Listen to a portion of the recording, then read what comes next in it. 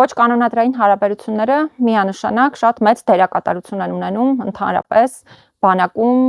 թե տարբեր վատ վերաբերմունքի, բռնության դեպքերի, թե նաև հետագայում մահվան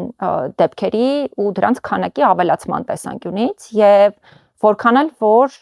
իրապես աշխատանքներ տարիների կտրվածքով տարված լինեն ոչ կանոնադրային հարաբերությունները բացառելու առումով, բայց ես պետք է արձանագրեմ, որ դրանք շարունակում են պահպանվել. Ես չեմ կարող ասել, որ նույն ծավալով, ինչ օրինակ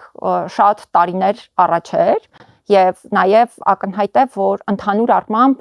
կա հանձնառությունը եւ կամքը համակարգը փոխելու, բայց միանշանակ է, որ համակարգում դեռևս շարունակում են պահպանվել այս խնդիրները, ընդ որում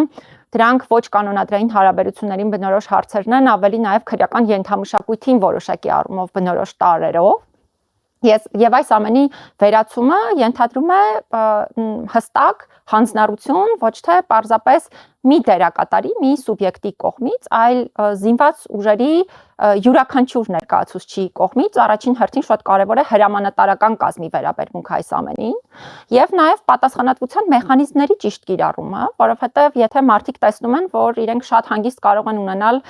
նման վարքագիծ